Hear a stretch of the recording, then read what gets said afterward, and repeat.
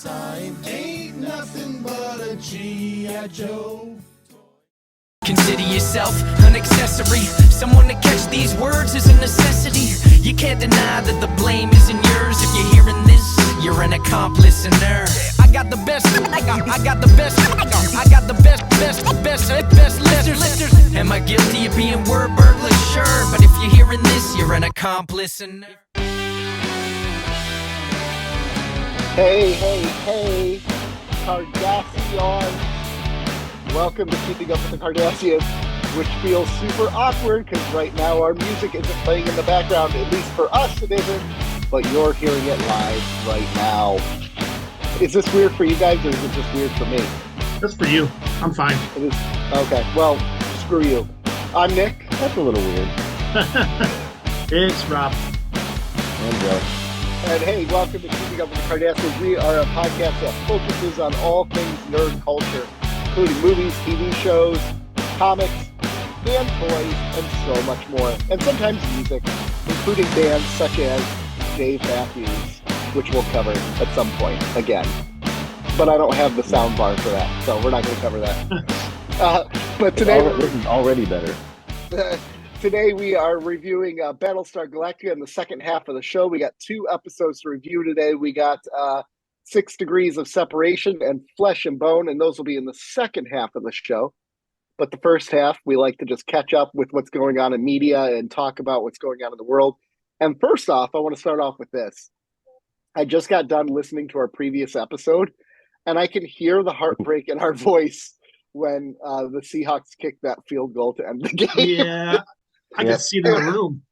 And, you know, it was funny, too, because I thought we were a lot more distracted than it really came across in the podcast. We did a pretty good job keeping it together.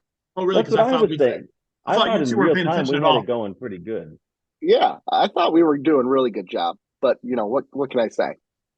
But, yeah, I was listening to that on the way home just a couple of minutes ago because right now, if you haven't noticed, our audio quality is different. We're recording by Zoom today because the Great Plague has descended upon my house. So all 3 of my family members here are sick. Rob's got sickness in his house, and Joe doesn't. But I mean, look at him; he looks ill. So I do. I look. You know, I'm fading away. I feel like I'm in the picture from Back to the Future. You are. Marty's sister just fading away in her Mickey Mouse sweatshirt. Oh my gosh. I just saw a TikTok the other day of a Family Guy clip where it was Marty going back in time. He's like, well, since my mom's 18 years old, I'm going to hook up with my mom or whatever. And then his picture fades and it becomes this guy with like all these disabilities talking and like stuttering. Oh, Family Guy. So inappropriate. In our group, we have multiple group chats through different avenues. And we've been sharing a lot of Family Guy clips. A lot of like Family Guy. Week or so.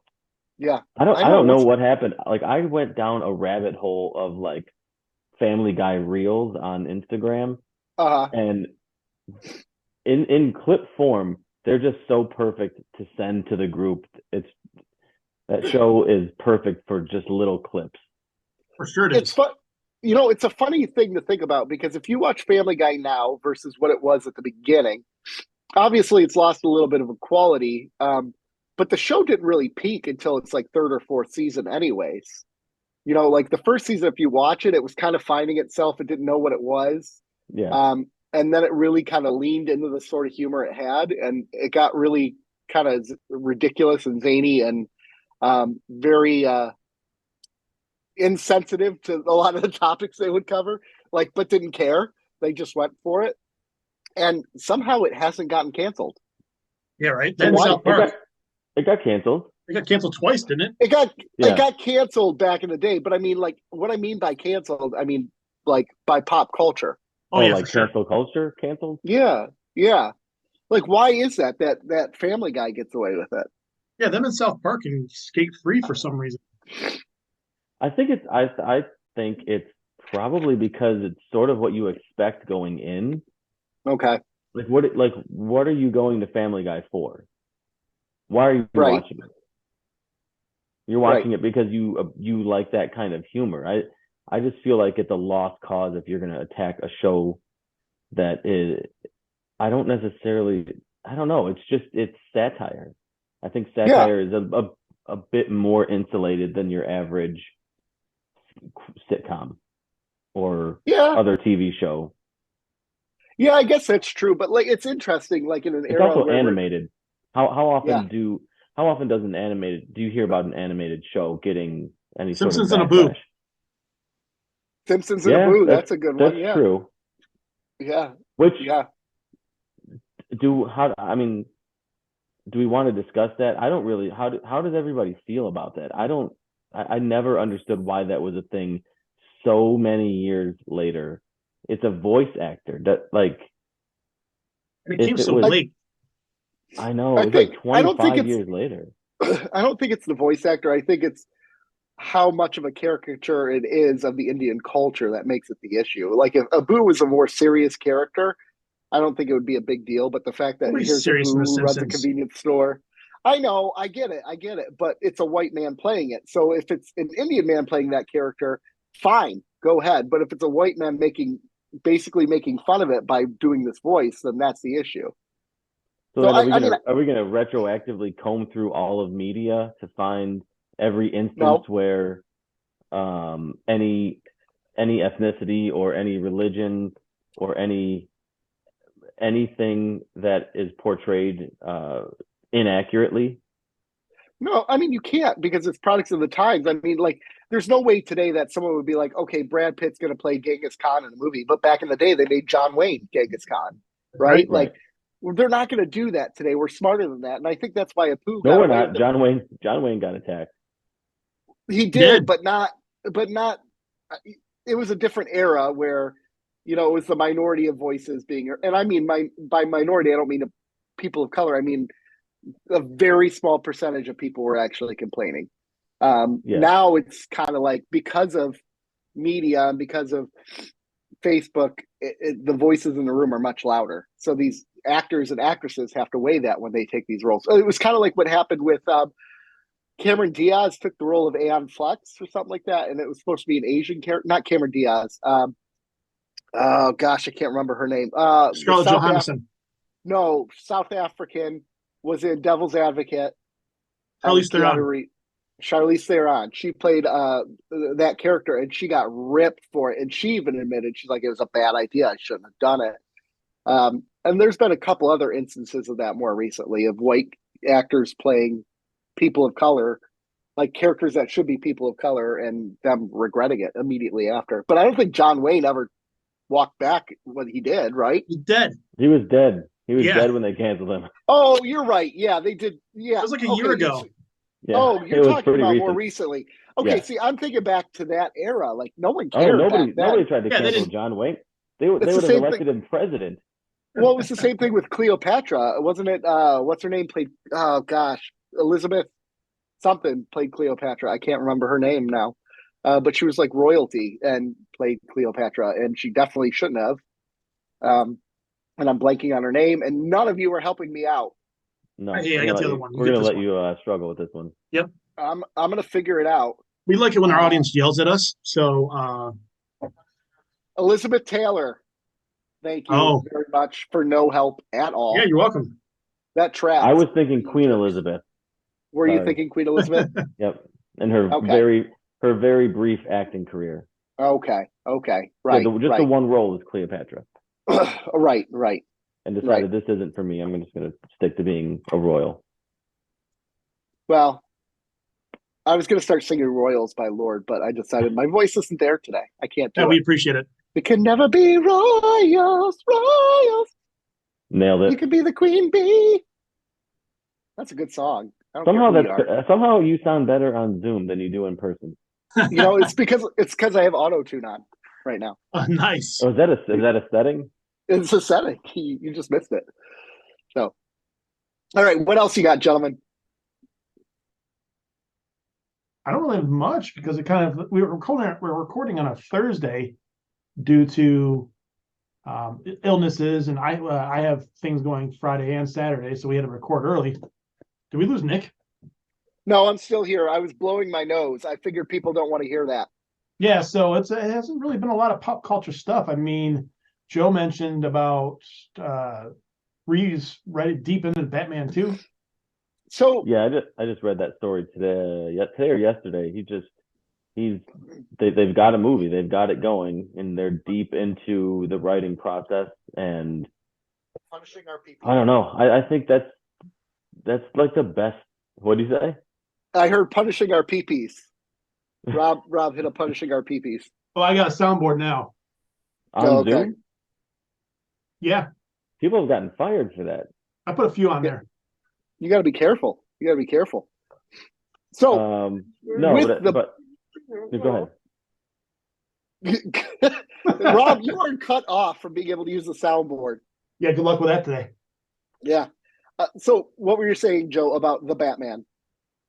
Oh no, I was just saying that I think we all, there's a consensus among us and most DC movie viewers that like the Batman and the Joker and these sort of standalone character movies are the best things that they have going. So I'm excited to hear that this is already set in motion, because with them sort of, demolishing everything to the ground, it's going to be some time before they really start to get going again. And I don't know, I with how good the Batman was, I'm ready for more of what Matt Reeves and his vision for these characters and this standalone universe that he's set up. Yeah, I'm kind of hoping, I'm thinking about what I want to see out of the second one. And one of the things I don't want to see in the second one is I don't want to see the Joker. But I think we are going to see it. And I'd almost like for them to do like a tease like they kind of did with Thanos, right? Like build up to the Joker being his ultimate villain, right? But if they introduce him in the second one, that's taking too many cues from the Dark Knight a little bit. And also you got the market saturation with the Joker 2 coming out probably maybe within a year of the second Batman movie. So yeah. I'm trying to think of what characters I would like to see. And obviously Matt Reeves is approaching a more grounded, realistic Gotham, more so than I think Christopher Nolan did. And I'm really struggling to think about who we could really pull off in that universe. One thing he said, sorry, go ahead. A Hush could be really cool. Hush could be cool. Mm-hmm. I mean, really kind of laid the groundwork already for the No Man's Land, with the whole city flooded. Yeah, the Court of Owls. Yeah.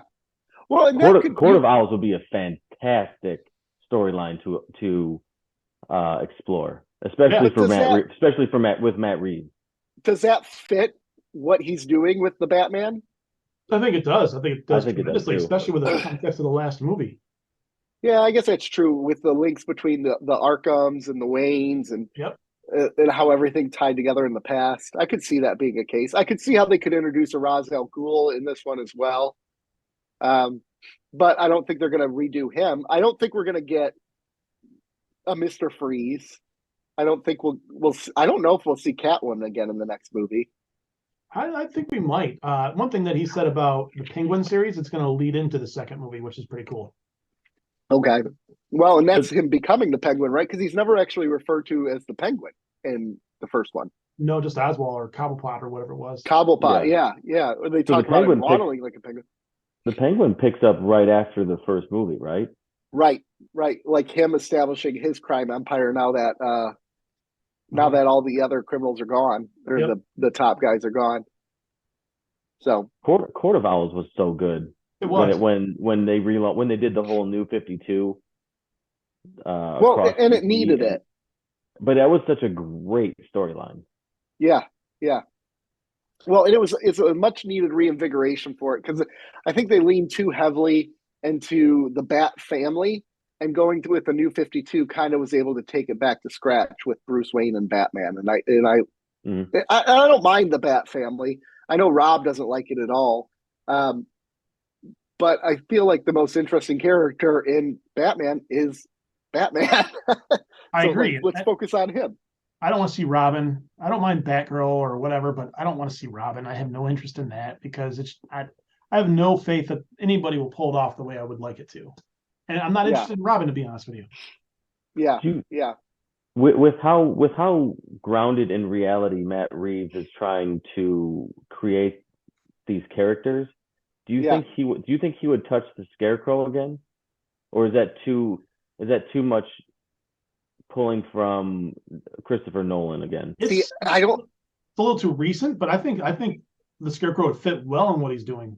I think the Scarecrow would fit really well, but I think, like you said, Joe, it would feel like it's pulling too much from Batman Begins because he's going to have to ground it in reality, like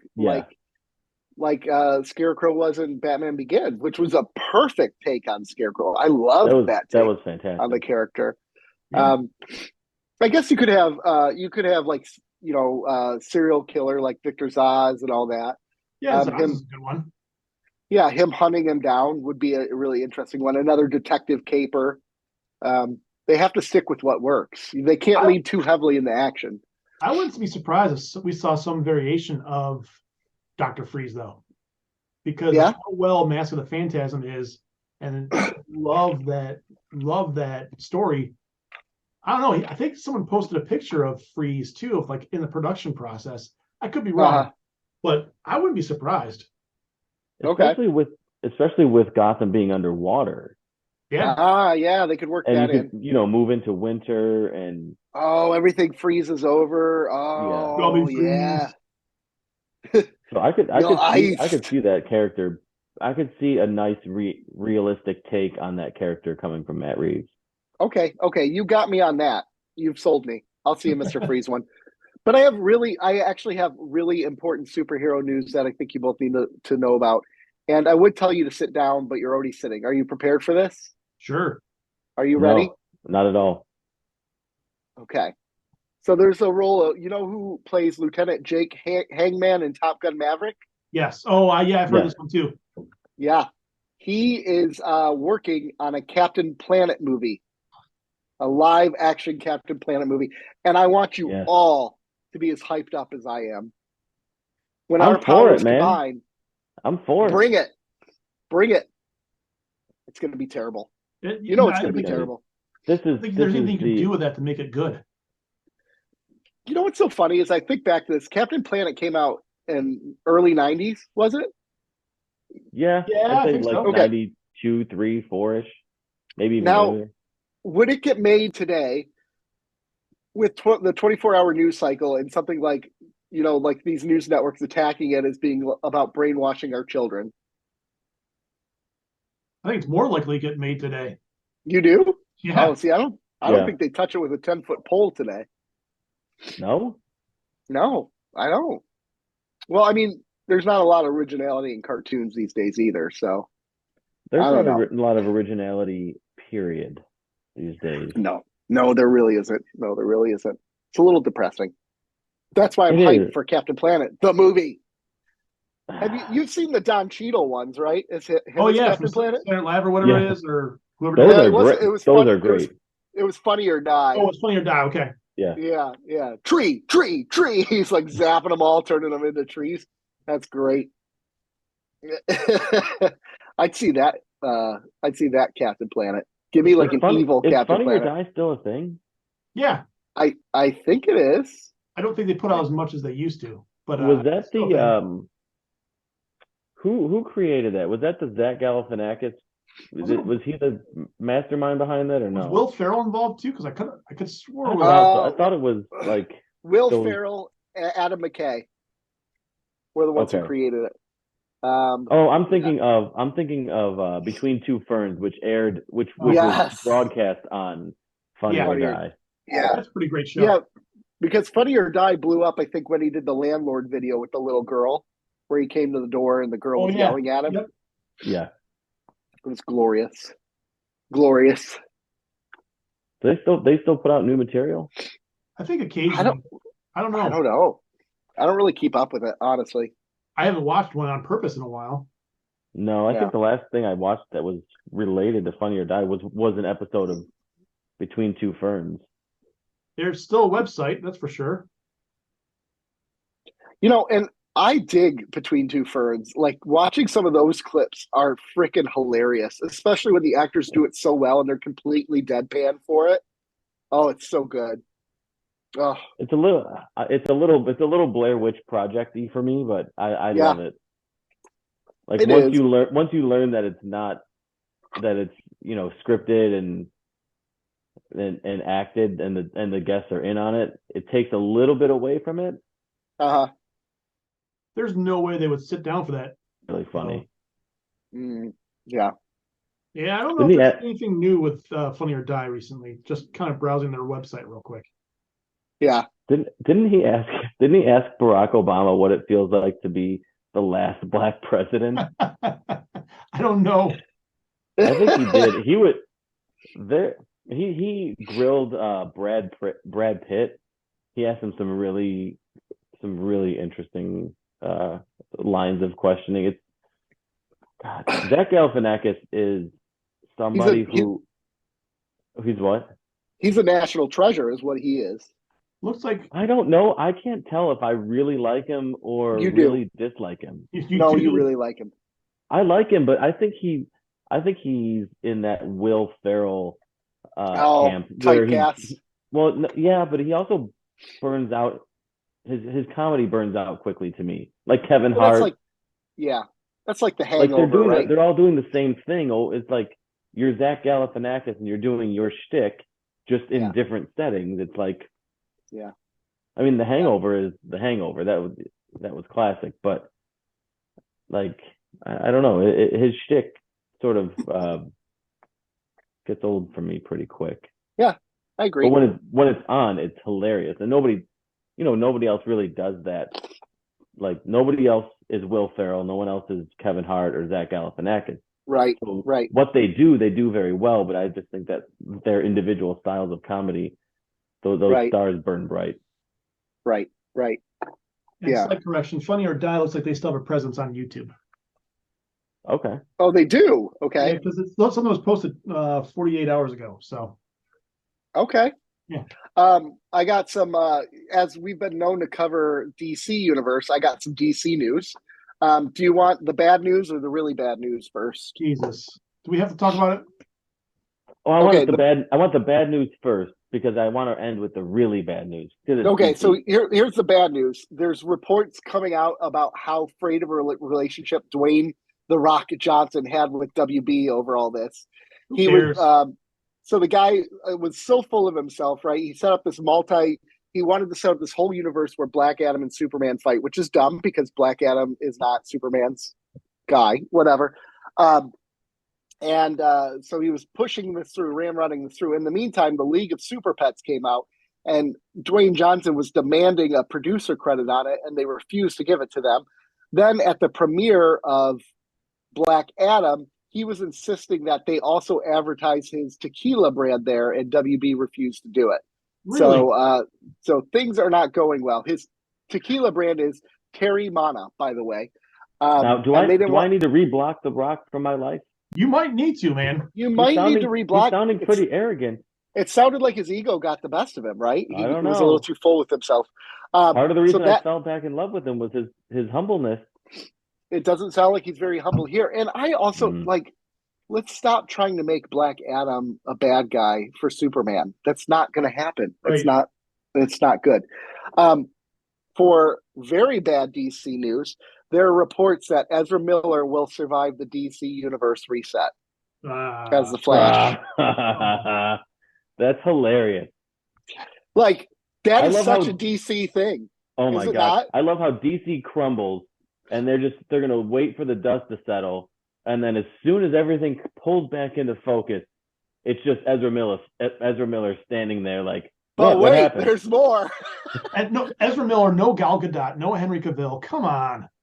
I mean, like you're keeping the most hated and reviled person in your franchise. People revere Henry Cavill. People revere Gal Gadot, and you're keeping Ezra Miller. I think to me, Ezra Miller is if you had to pull one actor or actress from the DCEU that best represented what happened with DC overall, it would be Ezra Miller. Right. Just how everything just crumbled down around him. They're like, oh, we got this great actor, this great idea, and it just all turns to garbage, and they don't know, and they had no idea how to handle it. Now, part of the report states the reason why they might want to keep them is because they are doing so well in their recovery from their mental health issues that by kicking him out, it almost makes it look like you're supposed to hide your issues, right? But this was a guy who was holding people hostage, who was abducting children, who was breaking into houses. It's like, there's a line, people. Like, yes, we should talk about our mental health issues, but they had gone too far. And so I don't think that they don't think Ezra Miller is mentally stable enough to handle a firing at this moment. No, not that. They don't think it'll be good press to fire them. Well, I think the real reason is because his movie's testing phenomenally, and they're like, maybe we have something here. Well, maybe that's why. I mean, we'll see, because it's supposed to come out in June. Something like that, summer. They moved it because Indiana Jones came out the same weekend as it was, and I think they moved it up 3 weeks to make up for that. So early June, I think. Whatever. Yeah. So there's my DC news. Giancarlo Esposito wants to play Professor X in the Marvel universe. That would be kind of cool. I'd be okay with that. Sign him on. Sure, sign him on. Let's just put everyone in it. Let's just do it. Is he bald? No. Then why he can't play him? Is he wheelchair bound? Oh, I see what you're doing here. Oh no, here you go. If we're gonna start drawing lines in the sand, we got to draw them all. That's actually a good point, because I have heard, like, why are you having someone act like they have a disability when you can cast real people with disabilities in the role? So why wouldn't that come into play with Professor X? That's a good point. Because he's fake. He's not a real person. How about? And that's a big part of his character, right? Oh gosh. Now in the comics, I know in X-Men First Class, it's Magneto who does that. How does that actually happen in comic lore? How does he get paralyzed? I have no idea. I assumed he was. I always just assumed he was paralyzed too. I didn't know it was, I love that in First Class, how it's like Magneto redirecting a bullet that actually paralyzes him. But yeah. Spoiler. So how old is that movie? 15 years old? Yeah. Gosh, that's such a good movie though. And it's got a banger on the soundtrack too. At least 15 years old. It's got to be old. Yeah, it's got to be. Anything else we want to talk about, or should we go to a commercial break here? Let's do that commercial. Very quick before we go to commercial break, for some reason our commercials didn't go in on Spotify. So we have our break where it says, here's our commercial, and there's no commercials in the whole episode through Spreaker. I don't know why. So you just get a little bit of blank air and no commercials. Now power to listen on Spotify. On any platform or just Spotify? I just listened on Spotify. That's all I heard. So I'm going to go back and double check it after this and see what happens. What's the best platform for us? What's the best platform to listen to us? Whoever wants of them. Whoever wants to do a live read, that platform. All of them. All of them are good. Google. Spotify, I want to do a live Apple. read from Manscaped. Oh, let's do it. Let's do a live on air testing of Manscaped. That'd be a Yes. Because listen, we don't endorse any product we don't use together. Live on air. You know what though? All that manscaping would wreak havoc on the air system, the air filtration system of the house. Yes, yeah, those filters would be clogged, real clogged. All right, let's take a quick break. Then we're going to come back. We're going to review 2 episodes of Battlestar Galactica. We will be right back after this commercial from our sponsors. All right, everyone, we're back. We got 2 episodes to review today. We got 6 Degrees of Separation and Flesh and Bones. So 6 Degrees of Separation is a moment that you both have been waiting for. Gaius has been accused of treason. Gaius has been accused of treason by a woman named Shelley Godfrey, who looks like number 6. Shelley claims she has information leading to proof that he participated in the takedown of the colonies. Basically, it's all on this disc, and they just have to decipher the disc. So as the episode plays out, Gaius is freaking out. His internal monologue 6 has completely disappeared because he claims he doesn't believe in God. He doesn't want anything to do with God, and she just disappears. She's like, well, then I'm out. If you don't need God, I don't need to be here. So she takes off, right? Agnostic Joe. And then I'm just joking, Joe. And then in a desperate attempt to exonerate himself, Gaeta goes to the bathroom and begs, or Baltar goes to the bathroom and begs Gaeta to let him into the room. He wasn't going to do it. So finally, he gets desperate. He sets off a fire alarm. He goes in. He realizes that it is his face on the video, and he freaks out. Well, at that moment, Adama walks in with Colonel Ty, and they have him arrested. As he's sitting in the jail cell, the president comes to visit him. He's like, "Thank God you're here. You're the only one who believes me." And she goes, "I knew right away you were guilty. The second they said it, I knew it was you. You just reek of guilt."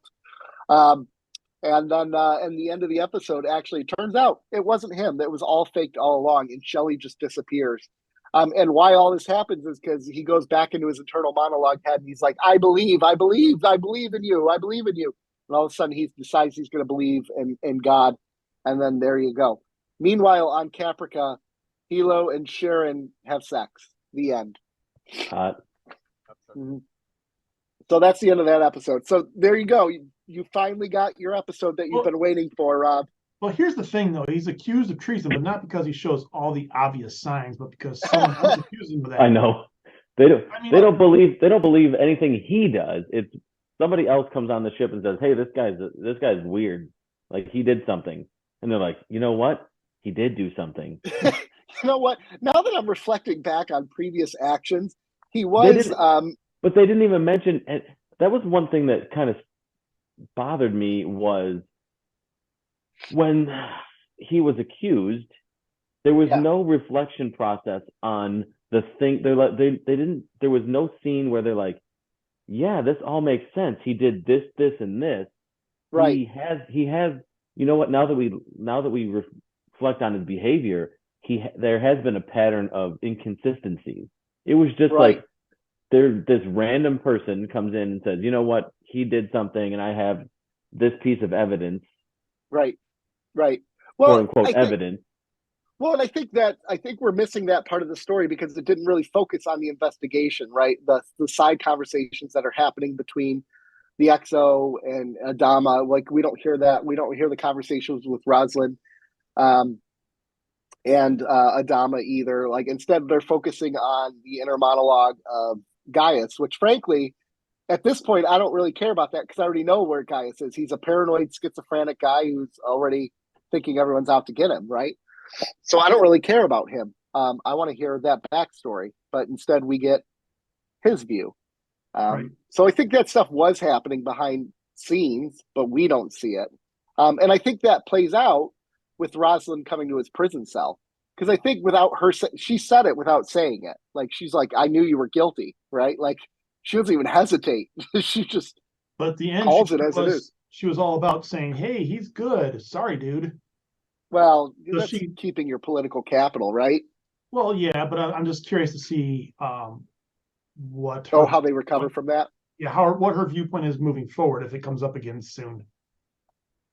Yeah, because they did the political press conference where they're like, "We're exonerating him. He's good. He's our friend. Let's shake hands and get the photo." And everyone off. Claps and cheers for him. And it's like, you just accused this guy of being, a Cylon and a terrorist and and now they're just like, "Oh, no, we checked him out. He's good."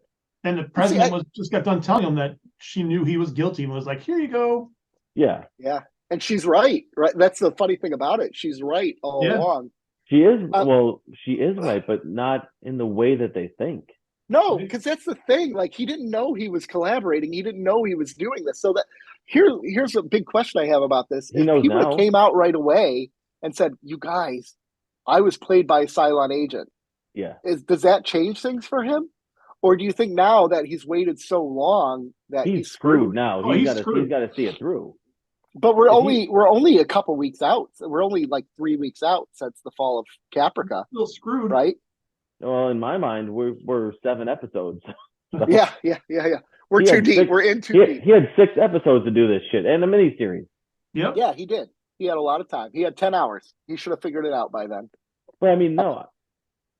I don't know. I guess in the grand scheme of things, it's only a couple weeks or a few weeks. Yeah, it's not very long.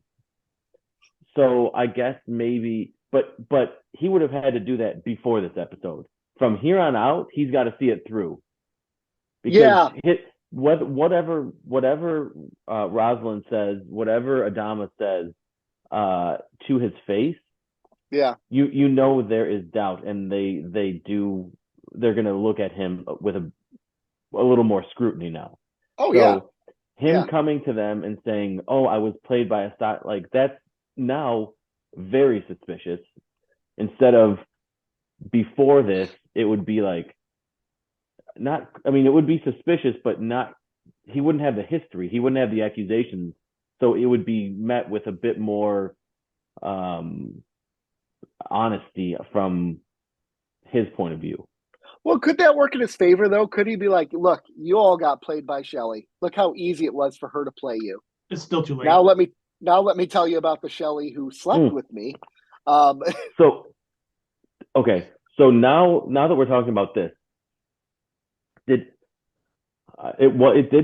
didn't happen in this episode, and I thought it was going to. I thought this was the plot point that they were going to catch him on. Do you remember when they said Godfrey? They want her tailed. They want her They want surveillance on her every move, everybody she's talking to, everywhere she goes, and then except for the bathroom. Well, the scene in the bathroom. So the scene in the bathroom is basically immediately following that conversation, and it's the doctor and her having this conversation. And I'm thinking this is going to come back to bite him in the ass. They're going to have footage or some sort of surveillance of those two having that conversation, and he's going to have to explain his way out of that. Gosh, I didn't even think about that. So, but that makes a lot of sense. It does, and I'm guessing based on your reaction, since you've already seen the show, that they never touch on that conversation. Not on that conversation, but it is an interesting point. Well, this tells me a couple things. So first of all, either this was a poor writing example, or it could be Ronald D. Moore. So. Right. Or it could be that Shelley is that wily and wrangly because at the end she gets away, right? They can't find her. Or it's because Battlestar Galactica's security is terrible because we've already seen how bad the security is on that ship.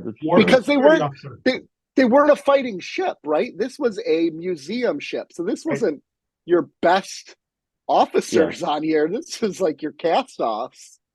But that's the plot. That's the point. I was like, that's where they're going to get him. Okay, I see where this is going to go, and it never came to fruition. I was like, wait a second, was it too early? Was it like too immediately following that conversation where they didn't have time to maybe get a tail on her or something? I don't know. But I thought that was. I was waiting for Gaius to ask for a square. Do you have a square to spare? I can't spare a square. I can't spare a square. I don't have a square to spare. And I'm sorry, if you talk to me in the bathroom, I'm punching you. If I don't know you. Do you have a ply? I'll take a ply. Do you have a ply? I don't need a... Yeah, Gaius is a creep, man. And no boundaries. How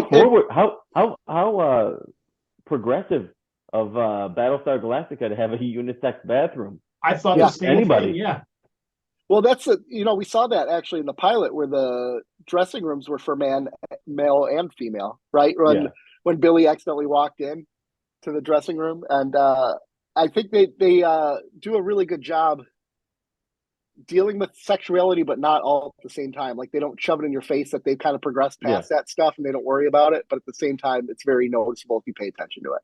Oh, yeah. Yeah. So they do a good job with that. You know what we didn't even talk about is Boomer almost like having a relationship with the Cylon Raider. Oh, I have it written down. Yeah. Oh, yeah. She was feeling it up, and the chief is staring at her like, something ain't right here. Red flags, and no one's. I give him the chief. But the chief sees it. But the chief's like, okay, but he doesn't do anything about it. That's in my notes. This is a woman he loved, right? And he'd been with her for years. So she loved that shit. Then he would know that this is out of weird, character. This is different. If it was somebody who you didn't know that well, or you just started a relationship with, you could be like, oh, okay, I guess I never really saw this side of them. Yeah. I mean, that's in my notes for this episode as well. Just like what Rob said, it seems like all these Cylons or everybody's giving red flags. around the whole ship, and nobody is seeing them except for Adama, which we get into the next episode where people are.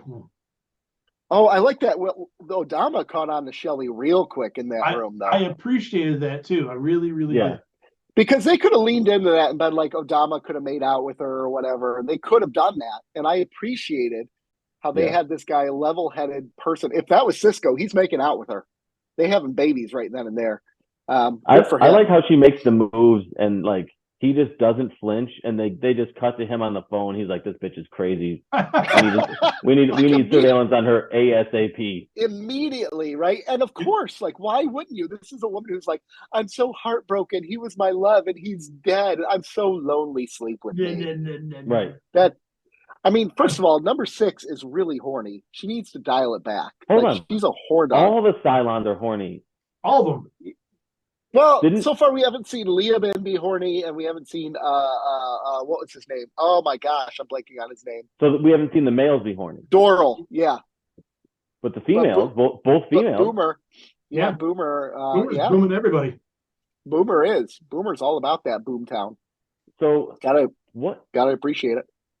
So I want to jump to the B plot again because it started to get a little interesting here, and I don't. It has nothing to do with the sex, but it's interesting to me that like they focused on that. Is that like a way for them to?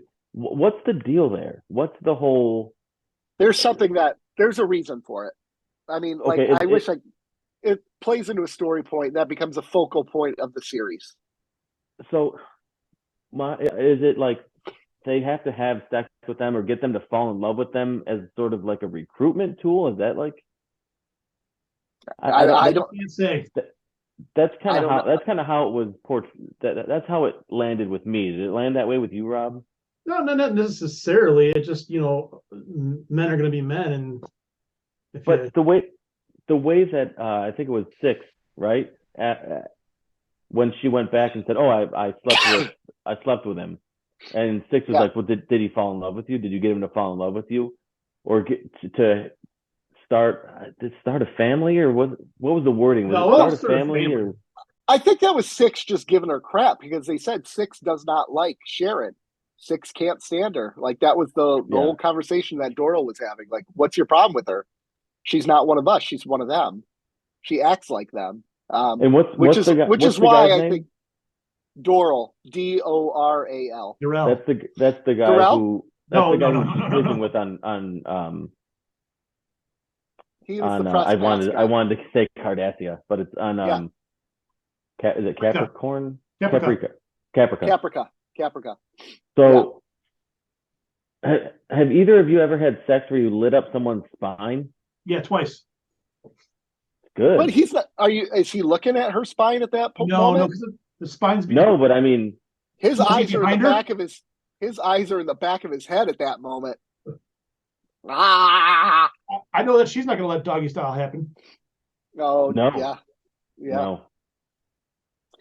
It is interesting though, because that's a good point, Joe. Why the comments about love? The only thing that I can think is because number 6 has already stated she feels like Boomer is too much of a human, so it's meant as a dig at her, like, oh, is he in love with you? Are you in love with him? Like kind of like the school boy and schoolgirl crush.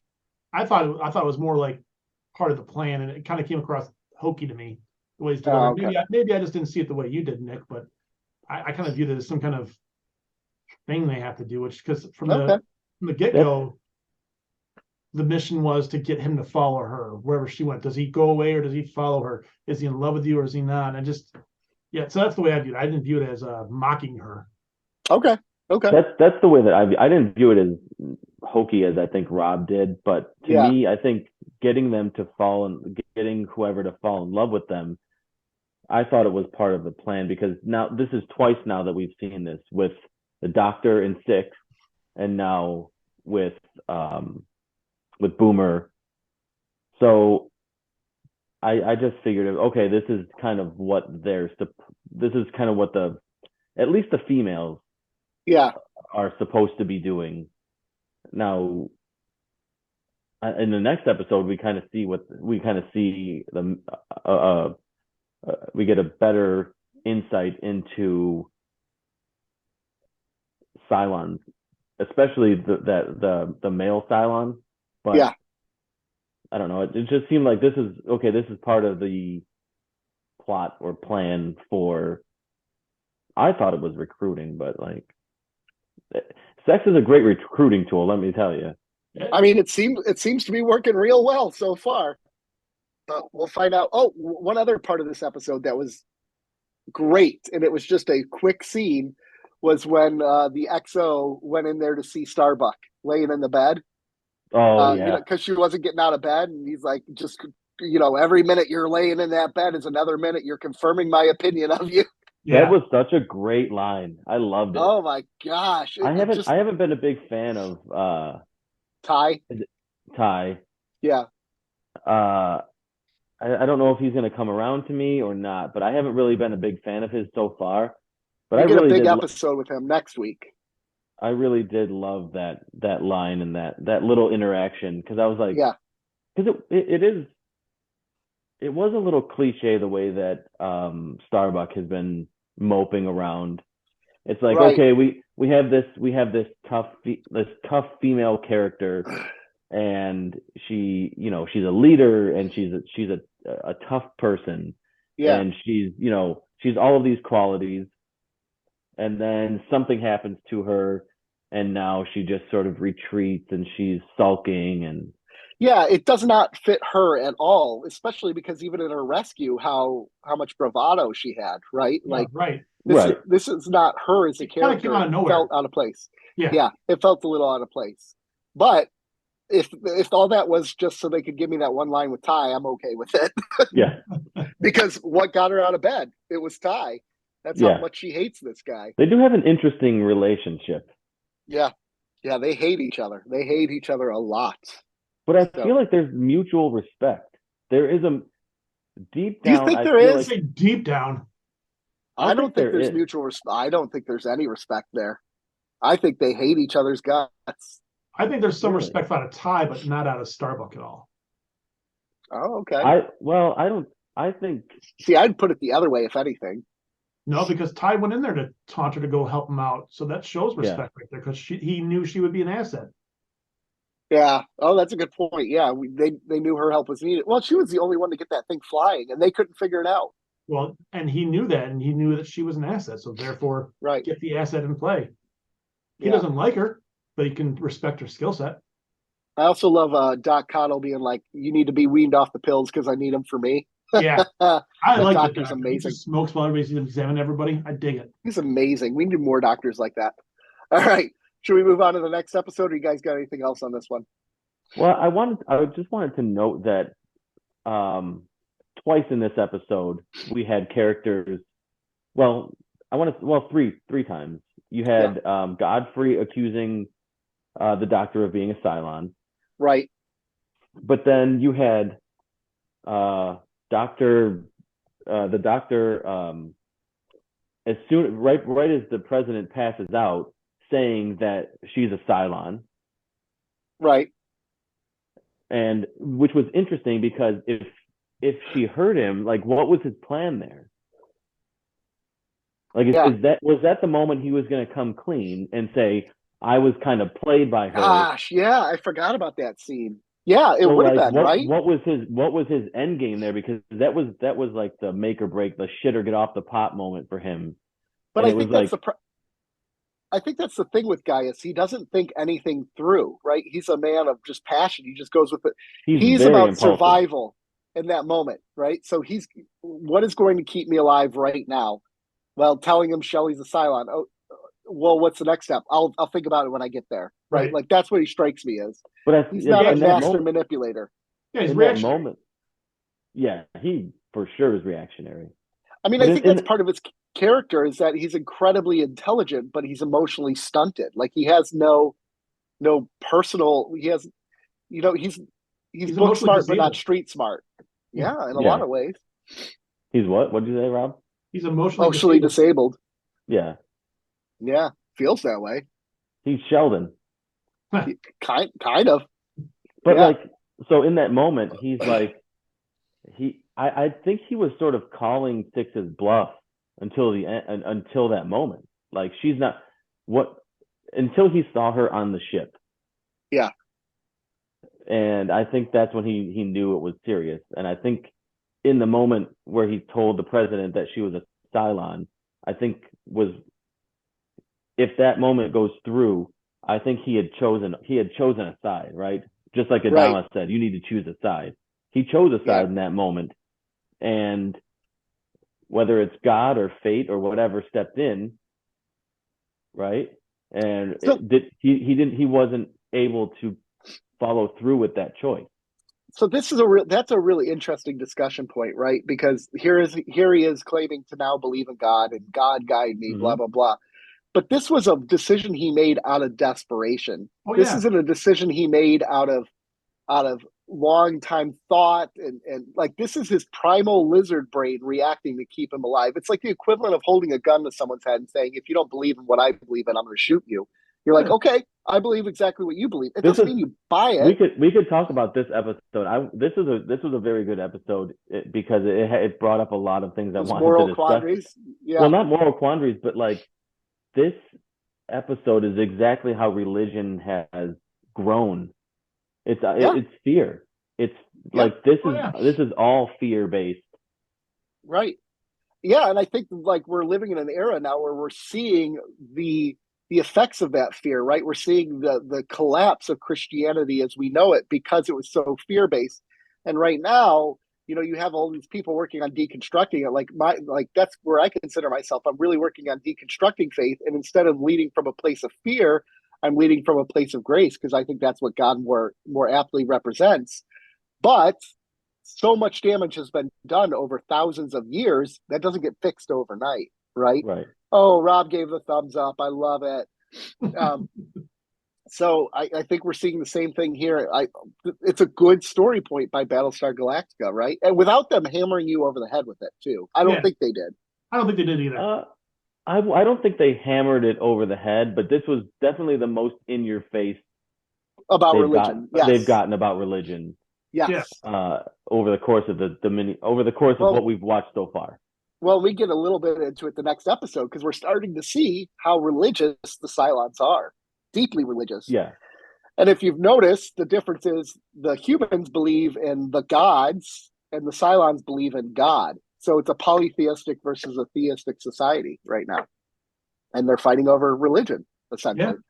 Okay, so those were two examples of people saying that people were Cylons. And the third is Boomer outright told the chief that she was a Cylon. Oh, yeah. Just flat out said it. In jest, but she did. And correct me if I'm wrong, because maybe I was not paying attention, or this version of Boomer, like, is gaining consciousness as a Cylon, right? Well, I would say so. I think so. Because didn't she have like that vision, like around she was at a door or something, and she had like a vision, and it felt like a whole bunch of shit was downloaded into her brain. I don't remember. Am I not remembering it? I don't remember that. I mean, I know she went to her locker and it had Cylon written on there. I don't know. Okay, maybe I'll have to go back and rewatch it again. But I thought there was a scene where, like, because before this we saw her struggling with like wondering what the hell is happening to her. She was kind of like not feeling like herself, right? Right. And now I believe that she knows she's a Cylon. I think that the cat in her mind is out of the bag. Well, I think it went from a 50-50 proposition to now she's like 75-25. Well, right? Do you think that ship, because of things, which we can get into in a minute. Do you think that ship being on the station has anything to do with her Cylon consciousness sort of taking over? I wonder if it's like being close to her kind, like starts to stir feelings. Because they've said the ship is like an animal, right? It's like its own Cylon. Alive. It's like a Cylon. Yeah. It's alive, and multiple times she's gone up to it and sort of caressed it and sort of tried to connect with it. Right. And that second time, she outright said, "I'm a Cylon," and the chief was obviously thought she was being sarcastic because of what had happened in the previous episodes. But their previous fights, But so now 3 times in this episode, we're starting to get these finger pointings or red flags or people outright saying that they're Cylon. It's starting to build up, and I think this is a really this goes back to talking about how do they not recognize, how are they not seeing all these signs? I mean, this is excuse me, sorry. I just looked it up, and this is now 24 days after the fall of Caprica. So they've been on the run for 24 days. So keep in mind, we had an episode 33 where they couldn't get any sleep. They're losing fighters left and right. They're not getting any sleep. They're exhausted. They're on the run. They're not thinking their brightest. They're still dealing with the emotional ramifications of going through a genocide. I just think they're not all there. So like these things are going to happen. They're going to keep missing obvious things because they're so emotionally broken. And I think that plays in a part of what can be frustrating watching it because you feel like they should catch it, but also makes it more realistic because I thought they'd be more super sensitive to oddities because of what this came through, especially when they came conscious of that there was more Cylons out there. See, I would think to be more finger pointing than there is. Yeah. Okay. I mean, you're wrong, but okay. Probably not. I kid. All right. Are we ready to go on to the next episode? Do it. All right. So we got the next episode, which is Flesh and Bone. So now President Roslin is starting to have some weird, funky dreams caused by the weird drugs that she's taking. And she sees Leoben in a dream running, and he saves her. And at the last second, he gets sucked out of the dream. Boomer's continuing to act weird, feeling up the ship and everything. And then she goes to Baltar and says, I want to be the first person you test for this Cylon detector. And they're like, ha, ha, ha. But then they said, okay. So he tests her. And oh my gosh, it's all green. This chick is a Cylon. But number 6 is smart and is like, you tell her, she's going to murder you, Brew. So he doesn't tell her. He lies to her. He says, it's red. It's red. You're not a Cylon. Yay. Get out of here. Bye. Bye. So she gets out of there. Meanwhile, Leoben is, they found a Leoben on the ship and he's being interrogated by Starbuck, and Starbuck was chosen by Adama particularly because she doesn't break. Like she is hard to get emotionally invested when she's in these sort of things. But Leoben gets to her at some point. She's not able to break him. There's another threat of a nuclear bomb going off. But the president comes over because things aren't working. They only got an hour till it goes off. She has a conversation with Leoben and she says, look, I got to treat you like a human. We got to get along peacefully, blah, blah, blah. And he says, hey, there was no bomb all along. I was full of crap. And she's like, hey, thanks for being honest with me. Airlock the sucker. And before they airlock the sucker, he goes up to her ear and says, Adama is a Cylon. And the final conversation, you have a conversation with Roslin and Starbuck, where Roslin's like, they try to mess you up. They try to get in your head. Don't let them get in your head. That's all they do is play games. But in the final scene between her and Adama, it's very clear she's starting to suspect Adama as a Cylon. The one guy that doesn't act like one. Yeah. Meanwhile, on Caprica, Sharon decides to break her plan with Hilo and says, we got to run. We got to go. And he goes, why? And Sharon says, everything's different now. And that's it. Everything has changed. Sex changes everything. It does. It does. It's a great equalizer. What can we say? All right. So first of all, here's questionable behavior by Gaius, because what would stop him from now going to Adama afterwards and saying, hey, we just tested her. She's a freaking Cylon. Let her leave the room and then go. For somebody who's quote unquote innocent, this guy is guilty as sin every turn.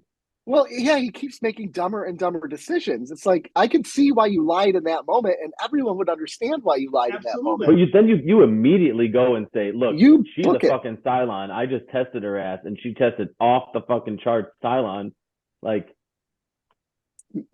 now, is this a response to the last episode, though, where he was accused? So he's like, no one trusts me, so I'm not going to go to them with this information? No. They kind of implied in the last episode that he was exonerated, cemented into being trusted and being trusted because he got sold under the river and everybody believed whatever her name was, She God. Yeah. But did you realize her name was Shelley Godfrey? If you take the first 3 letters from both those names, it was She God. Oh, yeah. I didn't even think about that until just now. She God. Yep. Well played. I wonder if there's something to that. But you should have gone right to somebody and say, she tested. The first person I tested was red. Let's get some controls in there. Yeah. And her test came back pretty quick for Adamas to have to come back a while later. Yeah. I would agree with that. There's some storytelling liberties here. Yes, but that's okay. I'll take it. Yeah, it happens. I'll take it. Now, but yeah, I was fooled by Gul Dukat, famously fooled by Gul Dukat in Deep Space Nine. Does anybody at this point believe that Adama would be a Cylon? The president. The president does. Yeah, but she's dying. Why wouldn't there be people who would believe he's a Cylon? He's the guy who withheld the information about the Cylons being in the fleet. Right? He told certain people. I know, but like if you're an outsider and now all this information comes to fruit because of the military tribunal that everyone gets to hear and be a part of, I think there's some red flags there. How red flags? Also, they can see that red flag, but not the. Oh yeah, they don't. I mean, they don't see the thousands of red flags that Baltar has, or the 30 that Boomer's put out there right now. Yeah, Boomer and Baltar are pretty obvious ones, right? Boomer's obvious red flag. Boomer's giving out handies to ships, and no one's like, I wonder why she connects with this ship so well. Yeah, that seems normal. Yeah. But again, how come Boomer comes and gives this ship a massage every 30 minutes?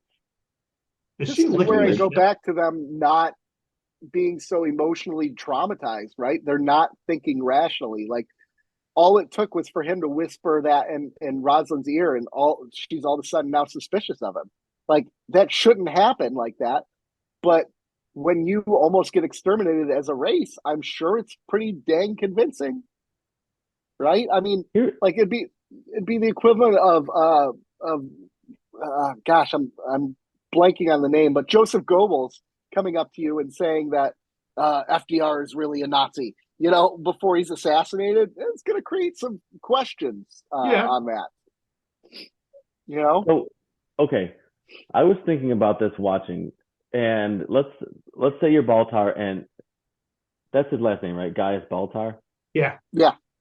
I'm trying to get acclimated to the names because I want to like mix the DS9 all the names together.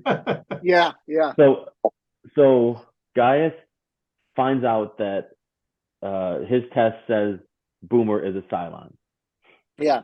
Okay, let's assume he doesn't want to tell anybody. Wouldn't you could run your own little mini investigation and start talking to people that are close to Boomer and ask if she's been acting weird lately. Yeah. So first person I would go to would be the chief. And the chief would be like, maybe he recounts what happened in the last couple episodes, or maybe he says, she's been acting a bit weird lately with the ship, things like that. Would he though, or would he double down and kind of like protect her? Still, you think he would? I'm kind of torn on that. I don't know, because I think he's kind of done with her at this point. Like I think he is. I don't think he's willing to put his. He outright said so. That's 2 true. episodes People ago. died. Yeah, people died because of their relationship. He's done with that. That's true. That's good. I forgot about that. And especially her response to it, I think it'd be different if she's like, yeah, I understand. I love you. I'm sorry this has to end this way. But she's kind of like, she was flipping the bird as she was done with that relationship, right? As she walked away from it. Even if Gaius doesn't do his own investigation, but he goes and tells Adama, right? And he thinks, oh, they're not going to believe me. Adama's going to go to the chief. Yeah. He's going to immediately go to the chief because of what happened 2 episodes ago. Yeah, you'd think so. Then the chief's gonna be like, oh yeah, there was these bombs planted and she had one on her, and then this, and this. Oh wait. Yeah. So if if Gaius is worried about his image or people being suspicious of him, I think his best bet was going immediately and saying, she's a Cylon. Right. The test says it. You need to investigate her immediately. That right. And then everything that they find out is gonna back up his story, and then he gains credibility. Right. And then he probably can go back and say, hey, by the way, there was a little shade of truth. But then he can if he really wants to play the long game, he can do this to start to build credibility to then at a later point come clean and say that Six has manipulated him, and since that the Shelley Godfrey incident. Yeah. I don't know. I thought maybe he could use that as leverage to sort of add a little bit of credibility to his story. Right.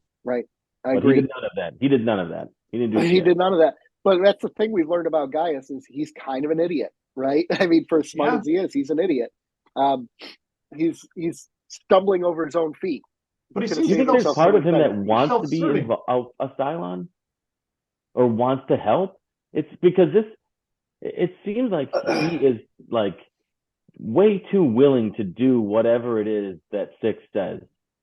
Well, because sex, right? Like if you had this woman who was in your head and it felt like it was real at all times and it was number 6, I mean, punishing our PP. What are you gonna do? What are you gonna do? Yeah, you heard it that time. I think part of it is this guy is mentally unwell to begin with.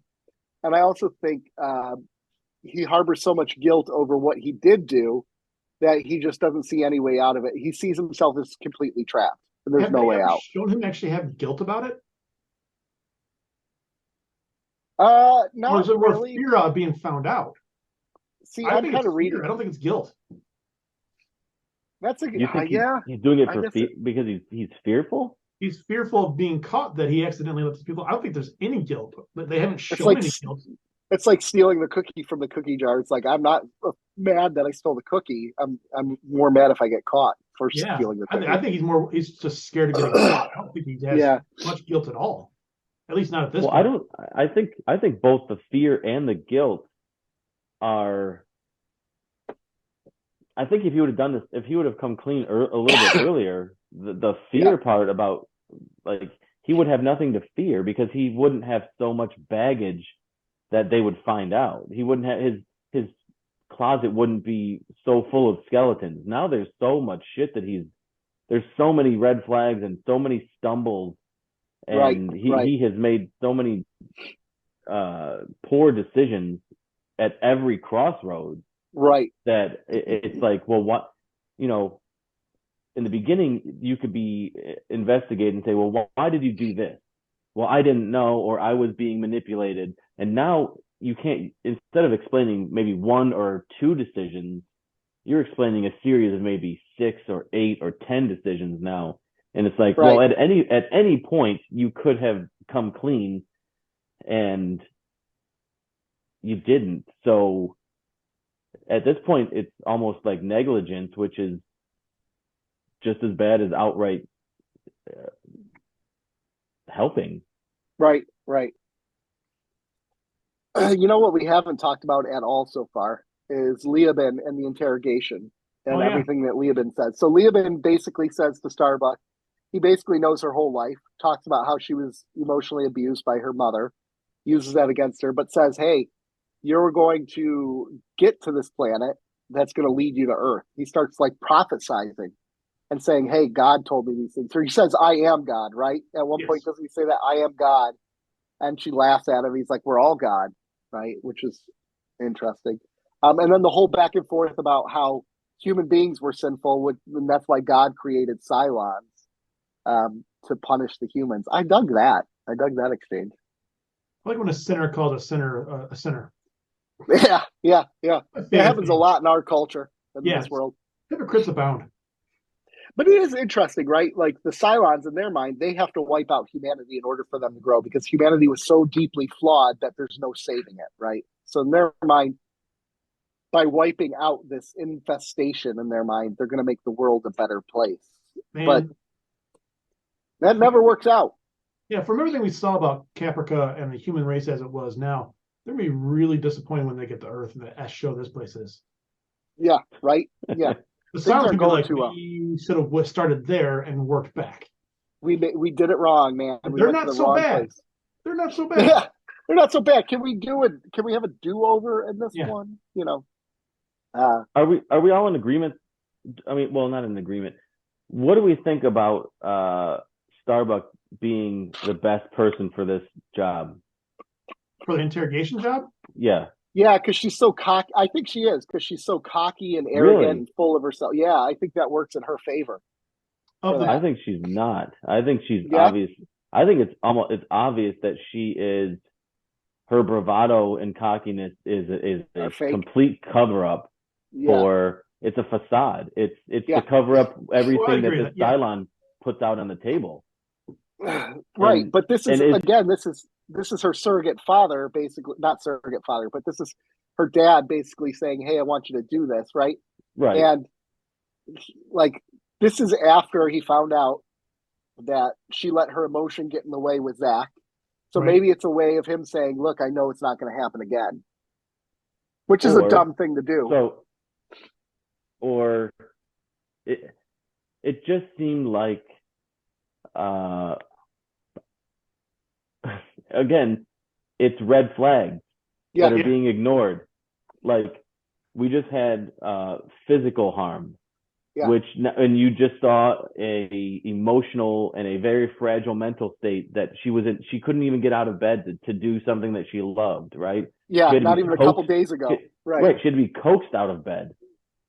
She just had a very, very traumatic emotional release with Adama, like telling him that she was basically responsible for his son dying. Right. And then his reaction to her, like all of this stuff. And you just said we were in the grand scheme of things, it's 24 days. So I'm going to guess this has probably happened all in the last 5 days. Right. It can't have been long. So this one to me is on Adama not recognizing that she's not in the correct mental state to go interrogate a Cylon, unless he knew what he was doing because he's a Cylon. Right. Which the president told me, and I'm running with it. I don't think he is. I vote no. You vote no? I vote no. I think everybody's a Cylon. You know, it's easy to think that. Yep. It could be. Who knows? I dig some of those philosophical conversations he was having with her there, though. And I can't remember them off the top of my head, but I was totally into those things. I was digging it. Fibers and how where they lead. Well, and just or like her whole when she was punching him, she's like, "Well, if you're a robot, you can turn off the pain receptors, and you'd be wise to do that." And he's like, "Well, I could have already turned them off. You don't even know. I could be just like." That was a really cool back and forth exchange, right? I think that's the first time where you see how overmatched Starbuck is in that, right? She's thinking that pain and brutality is going to win, but here's a guy who doesn't care if he dies. And he was trying to tell her, but she's incredibly stubborn. So he had to show her that he's like, "Well, if I wanted to right now, I could basically just I could kill you in less time than it would take for the guards to realize you're being killed." And then he flips over the table and does it. Breaks the chains, Superman style. Yeah. Yep. He does it, and it's to me, it's just characters like Starbuck are obviously mentally weak to a certain degree. Yeah. They're overcompensating with bravado for obvious trauma that was undealt with, and just they're burying whatever those emotions are very deep, and they sort of and they gloss it over with just outwardly bravado and arrogant. And so who from the crew would you have sent? Would you have sent Lee, the son? Well, he's not going to do that, because if something happens, then now he's got no sons. Now he's got no kid. Yeah. Or does he send his XO? I would send Sai or Ty. I would have sent Ty. I don't know if I would send Ty either, because that guy's a liability walking around too. Well, that's drunk, part. so That's there's part of the that. problem. They're all liabilities in some shape Right. or form, right? None of them are good, like not good characters, but all of them have significant weaknesses that make them bad negotiators. You're not sending Rosalind. This I would chick send is the tripping doctor. out on her essence. Oh yeah, send Doc Connell with a cigarette. Let's light up, guys. Here's a pain pill. Let's talk. Oh, the Doc is amazing. Him alone is like a 10 out of 10. Any scene he's in is a perfect scene for me. For the Doctor alone. He's the best. He's my favorite doctor on the show. Yeah, he's a good doctor. Okay, what else was there? Why wouldn't you send the genius? Why wouldn't you send Baltar? He's working on this Cylon detector, so he should be a little bit familiar with Cylons in general. Because he doesn't know how to interrogate. He's a genius, but he's a genius. So he should have been part of the team, right? Like to me, I it don't didn't think make it should sense have if been they only one on sent one. one. I think it should have been at least two people. Or some people behind the mirrors feeding questions. Yeah, exactly. I think I was like, why isn't he part of this? Or why wasn't he the person?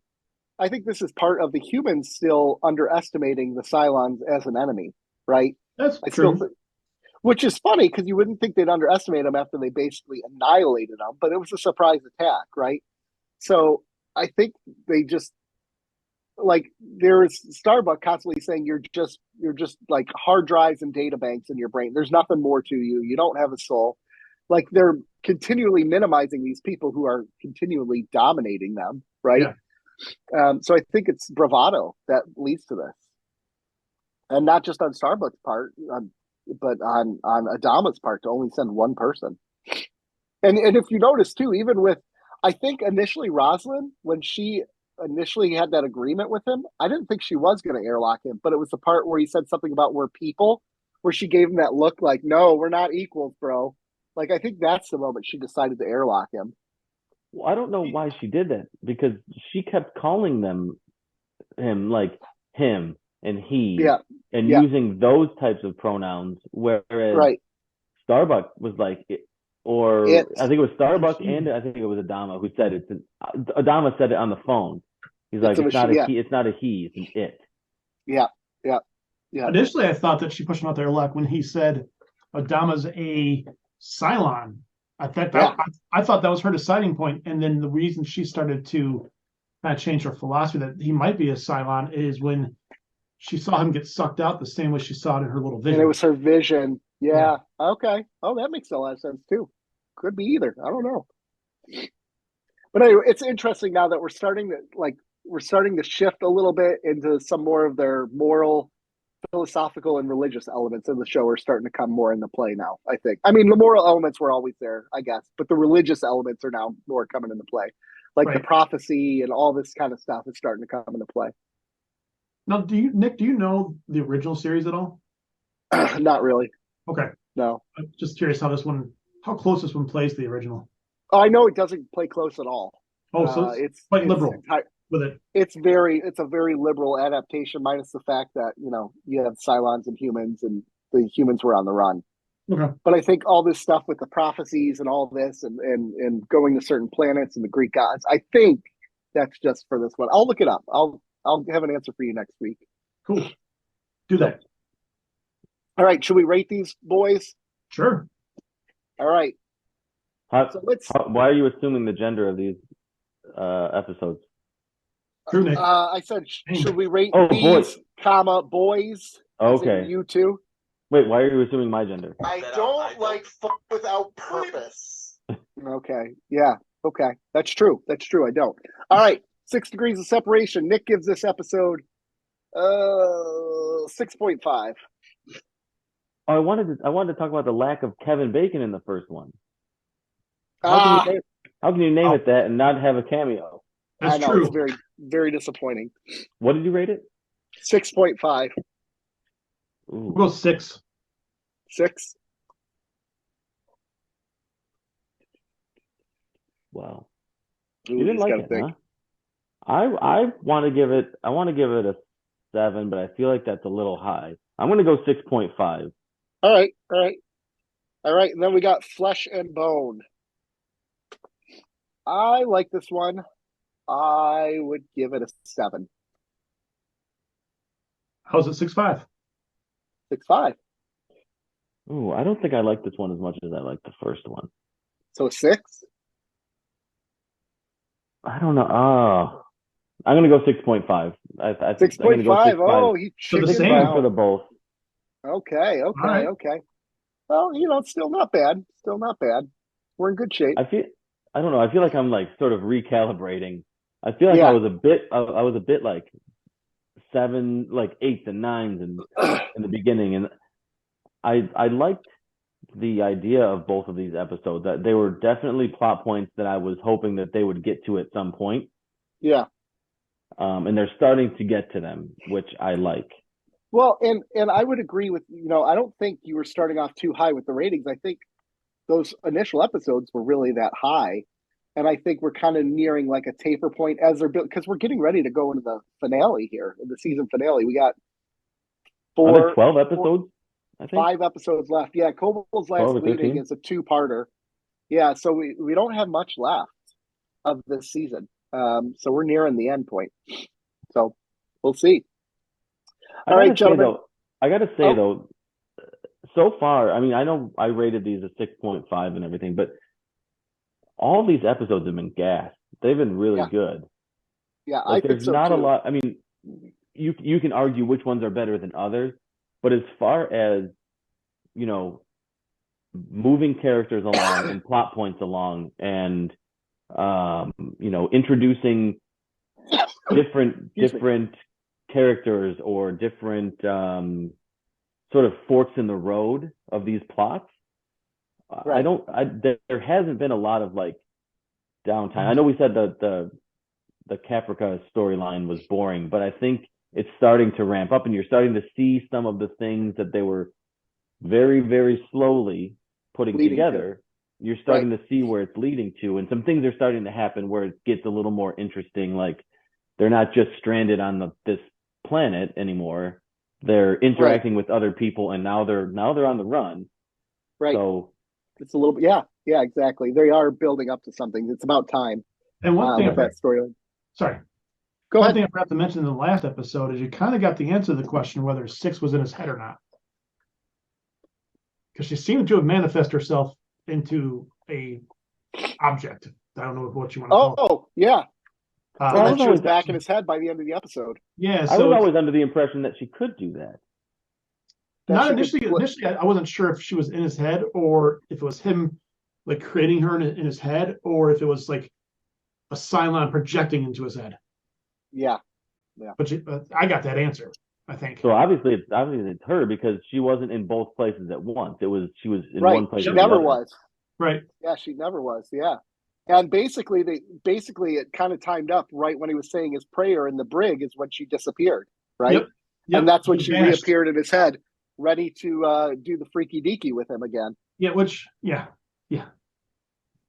Hey, these Cylon women are, Cylon woman. They're all about that procreation, aren't they? How's that work? I don't know. They're definitely about practicing. Yeah, they are. Yeah, they definitely are. All right, gents, where can you find us? On Zoom. On Zoom. Yeah, hopefully we're back in person next week and you have better audio quality again.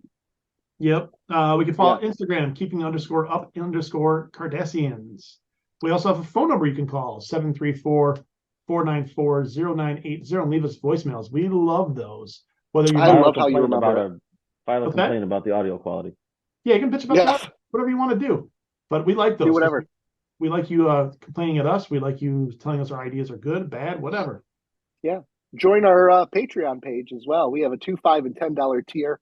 We'd love to have you. We got some good material on there. Okay, bad material, but it's so bad it's good. Yes, we have material. There is content. There is content on there, and we're due for some more Patreon episodes here coming up very shortly. So there's a lot of material. You got a backlog. So join in on Patreon today. Get in on there. Well, Twitter and YouTube. YouTube. Twitter is at Cardassians Pod. YouTube is just search Keeping Up with the Cardassians. I think Facebook still exists. Our Facebook page still exists. It's there. Yeah, it's not super active.